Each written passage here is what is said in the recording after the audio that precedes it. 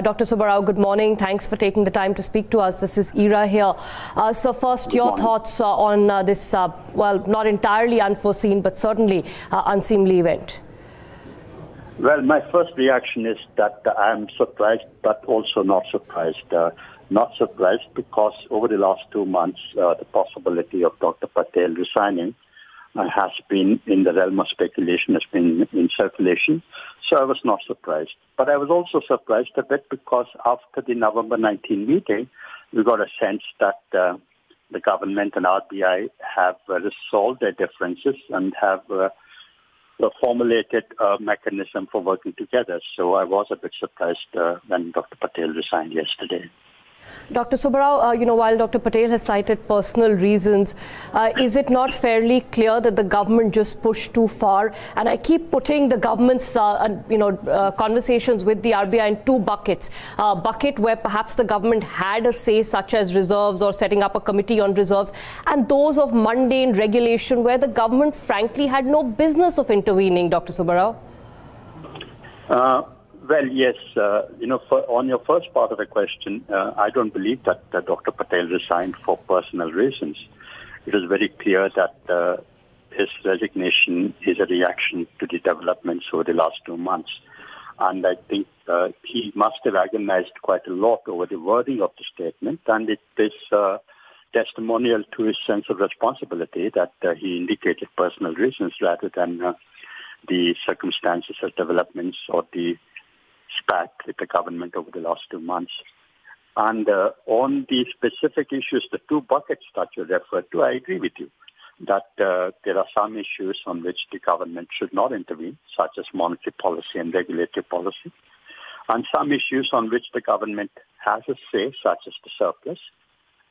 But I also want to say that on every issue, whether it's monetary policy, regulatory policy, or any other policy of the Reserve Bank, the government can let its position or its view be known. But there's a limit to how much the government can push, and there's a way of pursuing its position. So in both those factors on the limits to which they pushed and the way they pushed, I think they must have caused the resignation of Dr. Patel. Mr. Subbarao, what does this resignation do? Does it send a message to the government that you can't meddle with the RBI's affairs beyond a point, or does it actually do the reverse? Suggest that if pushed far enough, an RBI governor will choose to step down, and then, we don't know what happens next, who gets appointed, and whether any of these decisions do finally get pushed through or not. There is that ambiguity too.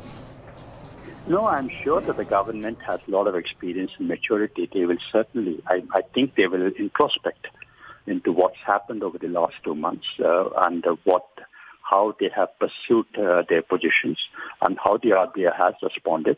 And I hope and believe that they will take some corrective action. The corrective action will come not only in terms of who is appointed as the successor, but also how the government will continue to pursue its concerns with the RBI. As I said earlier, they have the right and responsibility to let their views be known to the Reserve Bank. But there are ways of doing that, and there are limits to doing that, and I think the government must respect them. And the single most important lesson that the government must take away from this is to see what corrective action they have to take. They're dealing with RBI as not just the regulator, but also as the monetary authority. Mr. Subbarao, the resignation came a few days before the central board meeting, which is due later this week. One of the issues that was left over from the last board meeting was this whole issue of the governance structure of the RBI. Nobody knows where that's coming in from, but the suggestion seems to be that the board become more and more active. How comfortable are you with that suggestion, knowing the current composition of the board, sir? Well, I'm not quite comfortable with that suggestion. The RBI is not structured for the board to drive policy. The board has, as several people have said, several board directors for the past and present have said, is enjoined to take decisions on administrative and managerial issues and to advise the governor and the RBI management on policy issues.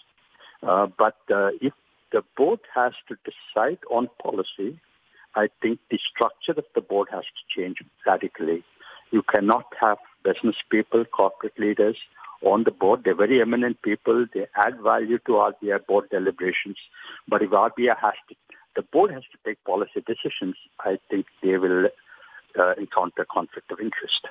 Second, I think you cannot have part-time directors in that case. You have to have full-time directors in the RBI, taking from the market, working full-time in the RBI and taking decisions on policy issues.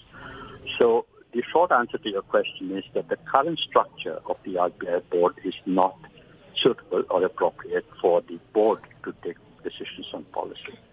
Dr. Subbarao, I know you have to go, but I have two last quick questions for you. One is, what does this do to the Reserve Bank of India morale? The governor stepping down like this. I know it has happened in the past, but not since the early 90s now.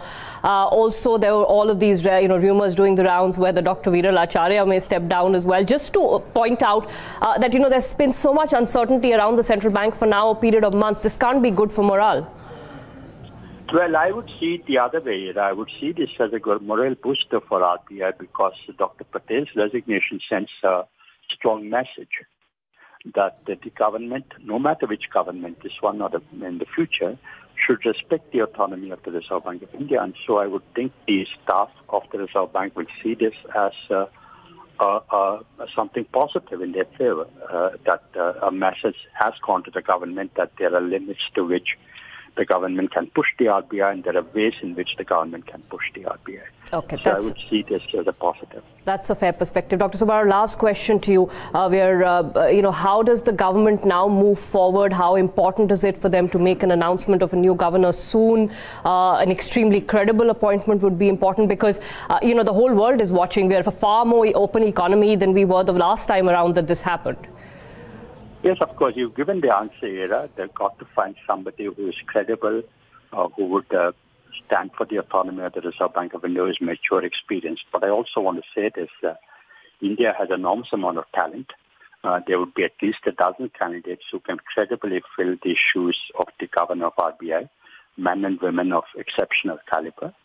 And I would think that, the government has to make a replacement decision soon. But I don't think also that they should rush into a decision. They should do it quick enough, but not as if ship is going to wreck if no appointment is made in the next 2 days. They should be cautious, deliberate, careful, but as I keep saying, make haste slowly. Sir, your first thoughts. I know Dr. Patel says personal reasons, but against the backdrop that this resignation has come, few will believe that these reasons were entirely personal.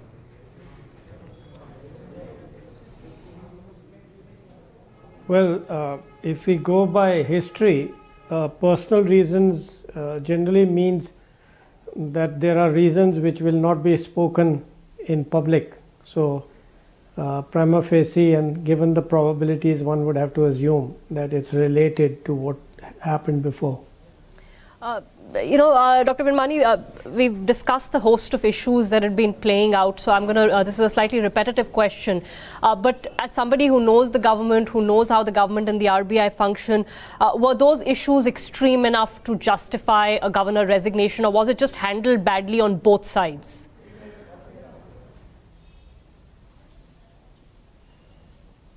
Well, there was a feeling, including myself, that the last piece of discussions had kind of progressed and could probably be resolved. I guess some of the statements made in the RBI's after the MPC meeting and the questions which were raised and the response perhaps was suggestive that the issues had not, all the issues had not been resolved, though I don't think any of us picked that up.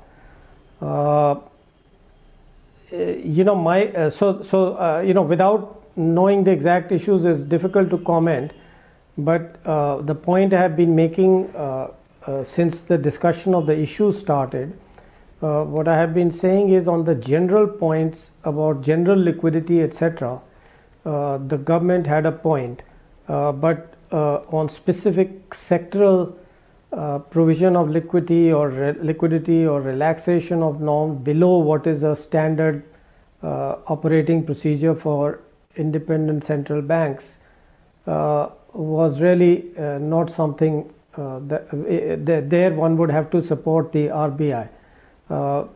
There is also another issue where it's kind of in between, that is in transition. Generally, when you have an uncertain environment and you have difficulties, you provide for an appropriate transition procedure or a transition time period. Now, those are issues where compromises can be made. But earlier on, I said that the problem arose because there was too much ideology on the side of the RBI and perhaps too much politics on the side of the government.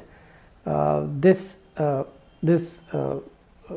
denouement or what has happened seems to suggest that that didn't go away, that there was too much of those two things to reach a compromise. That's the only kind of implication I can draw. Dr. Virmani, one worrying thing is that there were a couple of pending issues which were to be taken up at this board meeting, and one of those issues was this governance reform, as it was being called, of the RBI.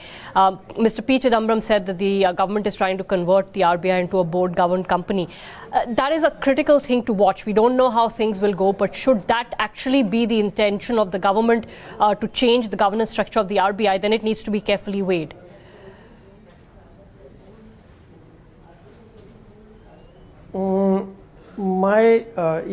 Given the precipitous nature of the resignation, I would tend to suspect that that it was more specific issue rather than the issue of general governance, because effectively, there's plenty of time for a resignation if it's a general issue, because those issues have to be notified, they have to come into parliament, and all kinds of procedures have to be followed. So but of course I could be wrong, but based on that kind of reasoning, my suspicion would be that it was more of a specific issue rather than a general governance issue, which also may have been contentious. So perhaps a combination of the two, I can't say. Would you have preferred it, Dr. Virmani? I guess I don't know if it was a feasible option, but at some level, there is a responsibility in being the RBI governor as well. You don't step down lightly. I'm not saying that Dr. Patel stepped down lightly, but it has to be a very measured reaction. The economy will carry on, but you will see financial markets take a hit. You will see the perception of the central bank take a hit. A governor also has to take this decision with a fair amount of thought, I would assume. Well, as one has said before, I think generally the issue is in two parts. One is, of course, the immediate reaction is always to increase uncertainty, because you don't know who is going to be the successor. But also generally one finds that a reasonable successor is generally appointed and things return to normal. Now, of course, we can't say the second part yet, but my guess would be, or the judgment would be, that the government knows this as well as we who are talking about it and discussing it on TV, and I would expect that the person appointed to replace Urjit Patel would by and large be able to establish confidence. But again, this is a bit speculative, but that is what I would say from my historical experience. Just a last question, Dr. Virmani. You've answered part of it, but what should be sort of the priority next steps? Do we need to have the government come out and put out an interim arrangement if they're not announcing a new governor? A statement of confidence in the economy, because however short term it may be, these kind of things do rattle investors in the markets. Yeah. Well, I think that the rattling will happen tomorrow, so I don't think the government can do much about it tomorrow. But I think more importantly, it can always announce that we will be looking for a governor and will have appoint one by, whatever, within so many days or a week or something. That should provide the medium long-term reassurance till people obviously get to see the exact name of the appointee. But I hope that the government will listen to the markets in the sense that there are certain characteristics of the governor, if chosen, which would tend to have produce more negative effect, in a sense keep the immediate negative effect from fading as quickly as as a credible governor would do. So it's really the uncertainty, if a less credible governor is appointed to replace him, the uncertainty will last for a slightly longer time than if a credible person is appointed. I recall what happened when the government changed, and I had made some general observations on the nature of the finance minister and how a credible finance minister would re-establish confidence quickly, etc. So kind of the same sort of reasoning applies to the appointment of the governor. And the key question, of course, is credibility with the markets. The more credible he is, the quicker things will return to normal. The less credibility it is, more longer it will take and depend more on the actual actions to establish credibility. Joining us for some thoughts on the phone line, former RBI Deputy Governor Rakesh Mohan. Dr. Mohan, thanks for taking our call. Your thoughts, Dr. Mohan, an unfortunate day. Well, I think that you put it well as an unfortunate day, that I'm deeply saddened and shocked that things have come to such a pass that Dr. Patel has resigned. This is the first resignation, I think, in 60 years. The last one was indeed Mr. Benegal Ramarao in the late 50s. Because the Reserve Bank, since its founding in 1935, has had a very, very proud history of stability at the top, and the institution as a whole.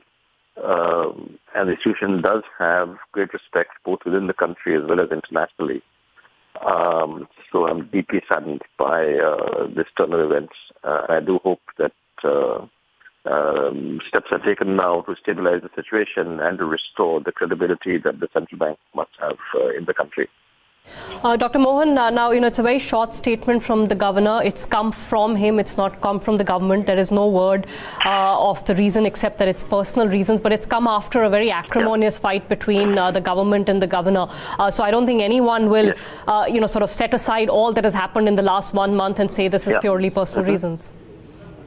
Yeah. No, I have obviously no information. I do hope that there is no health issue with Dr. Patel. Obviously, one wishes him the best. And so, as of now, one has no information, as you are saying, in terms of the specific reasons why he has tendered his resignation. If indeed it is not due to real personal reasons, there must have been enough pressing reasons for him to take this ultimate step. To have enough differences which are not being resolved to have to do this. But of course, one has no information in this regard. Dr. Mohan, we had discussed earlier some of the issues out in the open which were issues of contention, and one of the toughest ones was the economic capital framework. On that, actually, the board agreed to set up a committee. So one thought that on that most contentious issue, at least some sort of middle ground has been found. Do you think any of the other issues were extreme enough for a governor to step down on? Well, at this point, one really just doesn't have any information. The board is supposed to meet on the 14th this week. So one doesn't know what has been going on behind the scenes in preparation for this board meeting, either from this, from board of directors, from the Reserve Bank. So one just has no information. So it's very difficult to comment on what has brought this on. Let me ask you, Dr. Mohan, so this has now been announced or just been put out on the RBI statement. We don't have any word from the government except, cursory statements on their Twitter accounts wishing Dr. Patel well. Is it important to announce a new governor on an interim arrangement before the markets open tomorrow, sir? Well, the way the Reserve Bank is structured, there's always, at any given time, a pecking order among the deputy governors, essentially dependent on the date of their being appointed as deputy governors. So as I'm not sure who is the senior most, but automatically the senior most deputy governor assumes charge in such a situation, if and when it arises. Or whenever the governor is away from headquarters, it is the senior most deputy governor who is in charge at any given time. So that would happen automatically in the Reserve Bank. Now, would imagine that the government has to be deliberate about the choice of the new governor because it will have to restore confidence in the country, in the central bank, in the functioning of the central bank, that is the Reserve Bank, and in the joint functioning of the government and the Reserve Bank. So I would imagine that the government will take its time to appoint someone, unless, of course, they already have someone in mind. And of course, the RBI is, as an institution, is fully capable, sir, of managing volatility in currency, etc. It would be important to send some sort of confidence signal, perhaps by heavy intervention, should the currency, weaken sharply in the morning tomorrow. Well, the staff of the Reserve Bank is extremely capable, right from the top down the line. So I'm pretty sure that they will be able to manage the situation, whatever arises in the hours and days or weeks to come. I don't think I have any issue with that. Dr. Mohan, so they would have to, of course, demonstrate that.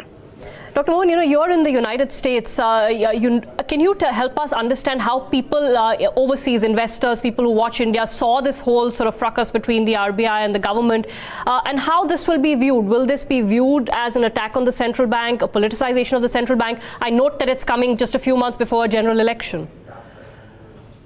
As of now, it really is very difficult to speculate on that. It kind of depends on the actions that the government takes.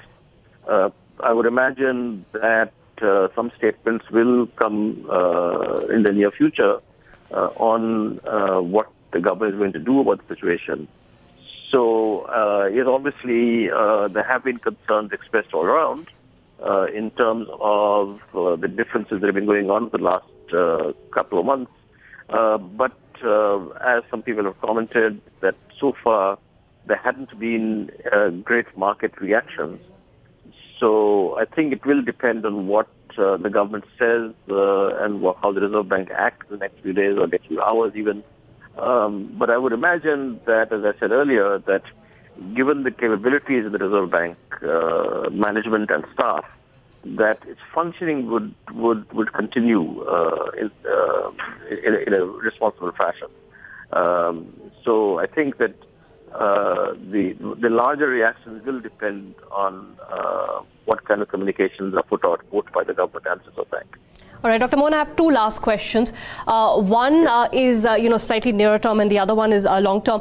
So my question, one of the issues that was supposed to be discussed at the board meeting this week is this whole governance structure of the RBI. So I think after the last board meeting, there was an impression that the central board is becoming far more empowered. And this board meeting, there was a governance structure reform that was to be discussed where more committees would be formed to the best of our understanding. How did you see that? Again, I don't really have good information on this. The one comment that I will make is that the Reserve Bank governance structure is more like the Bank of England, obviously for obvious reasons, because it was founded during the British times. And most other central banks have a somewhat different governance structure in the sense that, say, for example, the Federal Reserve, the board essentially consists of the equivalent of the governor and deputy governors. Here, of course, they're called the chairman of the Federal Reserves and governors. So there are no external board members in the United States. So the full governance is with the chairman and the other board members who are called the governors. Similarly, in the European Central Bank, the ECB, the full governance is with the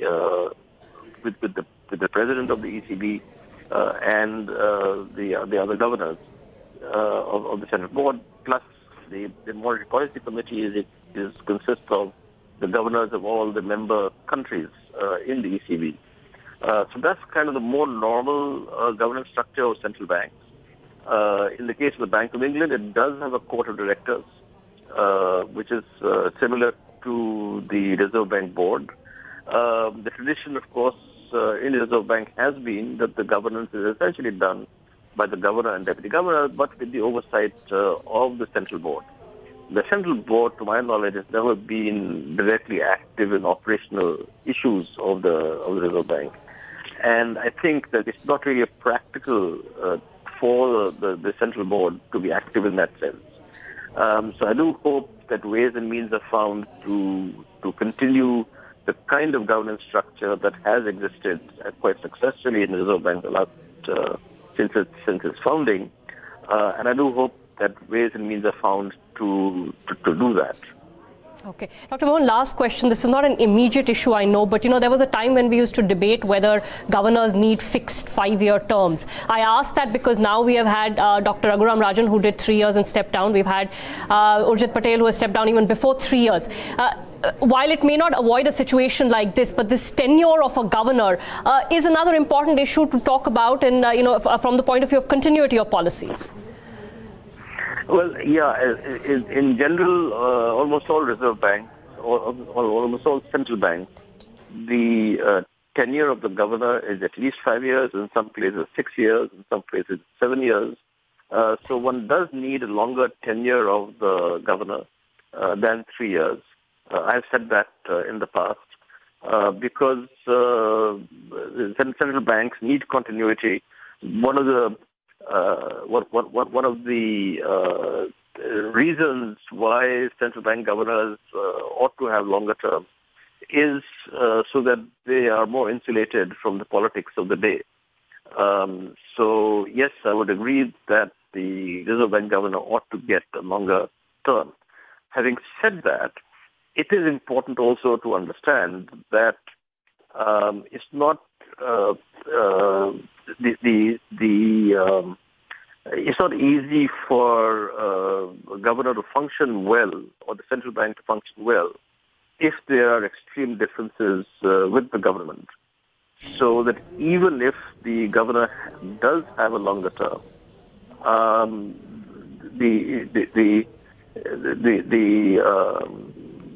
it's difficult for the government to function if there are extreme differences with the government, and you can have a situation that has arisen today where the governor resigns because of extreme differences. Of course, as of now, we don't know if that was the reason why Dr. Patel resigned and whether indeed some personal reasons why he's put in his papers. All right, Dr. Mohan, thanks so much for joining us and sharing your thoughts, quick thoughts as we continue to get reactions. I believe joining us on the phone line is Mr. P. Chidambaram, former finance minister. Mr. Chidambaram, your thoughts on this resignation of Urjit Patel, sir? Not surprised at all. I expected it on November 19. Dr. Patel may have given the benefit of doubt to government, may have thought that government will retrace its steps. But I knew all along that government will not. Government's intention is to convert RBI into a board-managed company. And the person standing in the way are Dr. Patel and his deputy, Dr. Acharya. Well, I think government made it clear and was preparing the agenda for the next meeting. Dr. Patel must have got the message loud and clear. Why go through another humiliating meeting? So resign. I expected this in November. It's happened in December.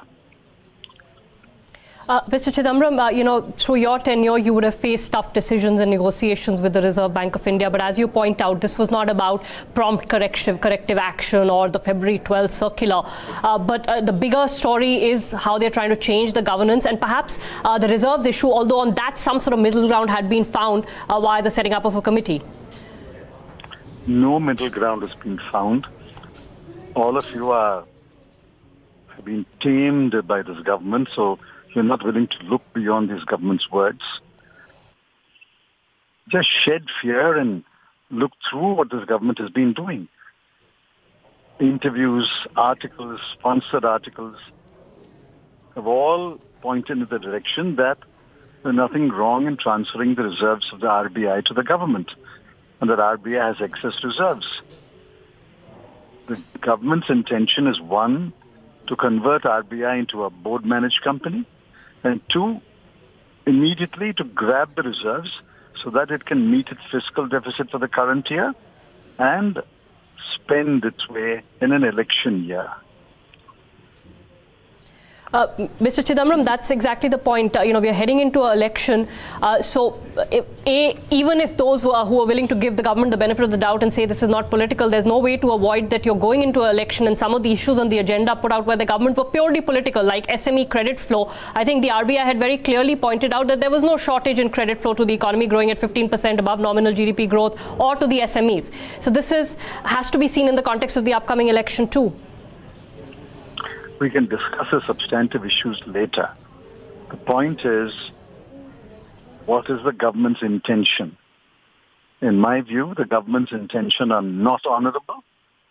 The government's intention is not to strengthen the independence of the central bank. The government's intention is to capture, and it's not possible to capture, overawe the RBI. That's exactly what they have done. They've overawed the RBI. The governor has quit.